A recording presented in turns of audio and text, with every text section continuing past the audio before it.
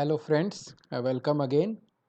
So now we are going to see how to add, delete and manage different users in our course. So we are at the course dashboard.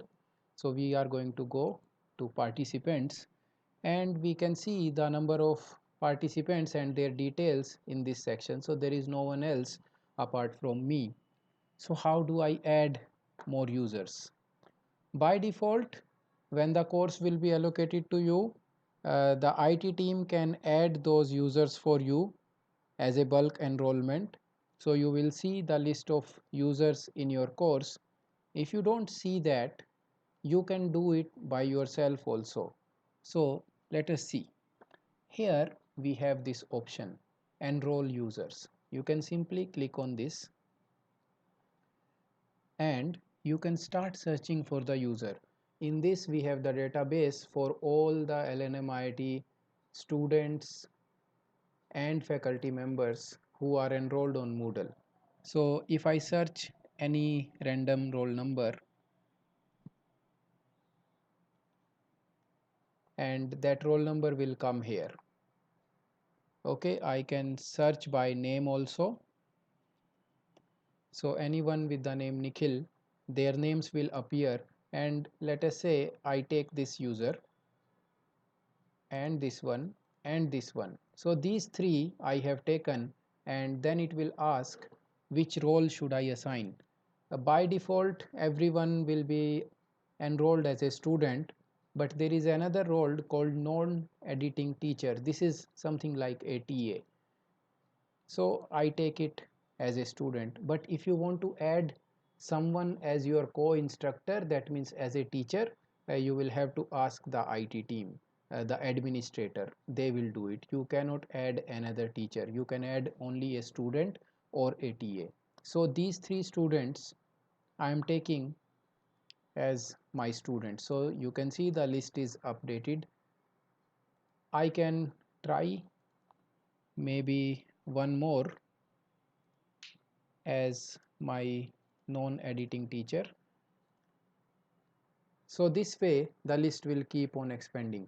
So you can see this is a manual way which will take a lot of time and efforts from your side. What are the other ways?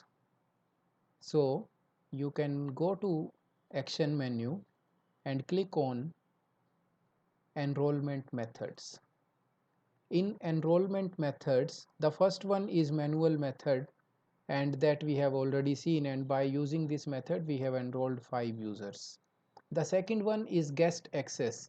So using this mode your course will be accessible to anyone even without logging to the LNMIT LMS.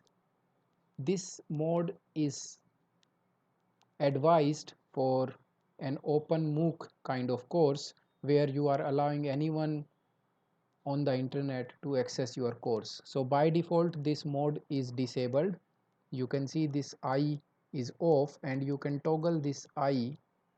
The mode is on, that means now this mode is available. Anyone can access your course without even logging in, without being a part of LNMIT.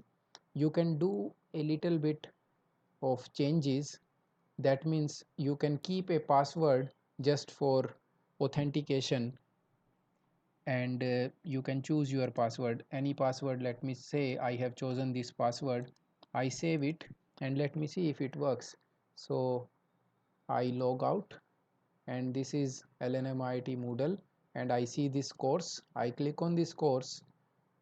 I don't go to the login screen and I simply say login as a guest, and then you can see that it is asking for a password, and if I enter that password which is set by the instructor, I can see the course contents. So here you can see I have not logged in. So this kind of option is available if you want to make your course freely available to anyone. Generally we don't do that for our institute academic course. Coming back, so we will go to the enrollment methods and I'll disable it again. The third method is self enrollment. So you are having trouble in enrolling 500 students manually, what you can do, you can enable this option. In this option, a link will be generated.